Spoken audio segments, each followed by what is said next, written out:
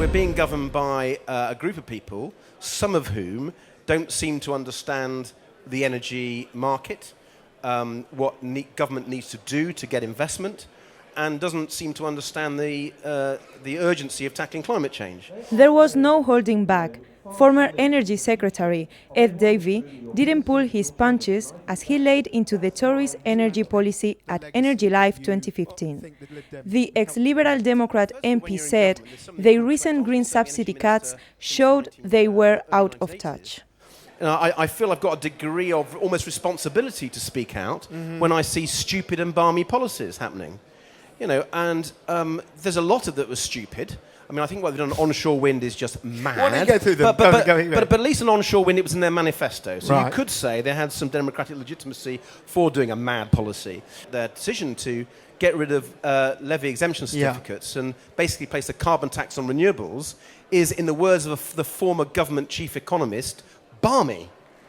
Earlier in the day, Energy Minister Andrea Leadsom kicked off the conference explaining why the government is cutting renewables. Is that this government is determined to tackle and to solve the energy trilemma, and that is the three-way goals of keeping the lights on, keeping the bills down, whilst decarbonising. We want technologies to be able to stand on their own 2 feet as soon as they can. As government and the sector, we need to look at ways to ensure renewables can continue to succeed, but at the lowest cost to consumers.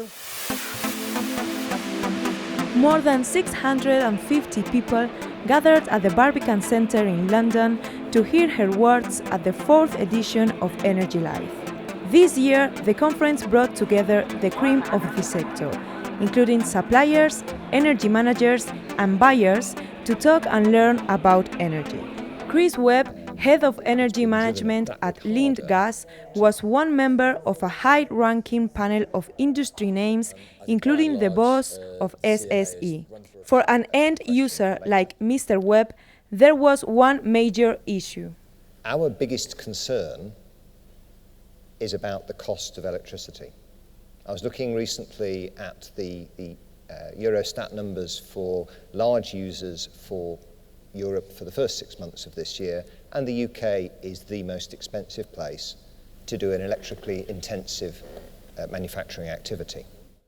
Just one day after the National Grid asked energy suppliers for extra power, Cordy O'Hara, Director of Market Operations, said the grid can cope.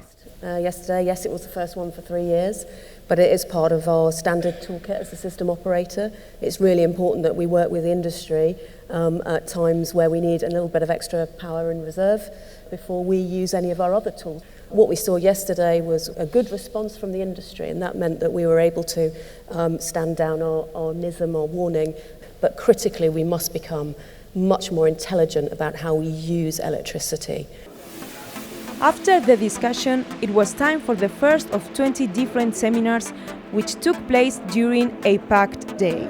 Everything from P272 to demand-side response to climate change and fuel poverty came up. And with many case studies and of course networking, there was plenty to do. Last year, we invited a few students to experience the conference. It was such a success. This time we created Energy Live University. More than 100 young people visited stands, found out about this sector, and got the chance to ask questions to big names, including former Npower boss Volker Beckers. Debates, seminars, case studies, and of course, Energy Minister Andrea Leadsom. It was a jam-packed day with tons of information and hundreds of delegates, making it a huge success. But what did they think? I work for a supply company, so for us it's really good because there's a lot more customers here rather than just consultants, so there's more end users than the actual normal conference. So for us it's a very, very good conference. I think it's one of the big events of the year for energy buyers, and I would very highly recommend it. You meet the right people, you hear the right discussions, you learn. I always pick up something new every time I come, so yeah, you do a good job, keep it up. I'm really enjoying my time at Energy Live this year. It's the first time I've been. It's been a great conference and I'd really encourage people to come next time. Energy Live 2015 was the biggest and best yet. So if you missed out, put November the 3rd, 2016 in your diary now. Jacqueline Echevarría, Energy Live News, London.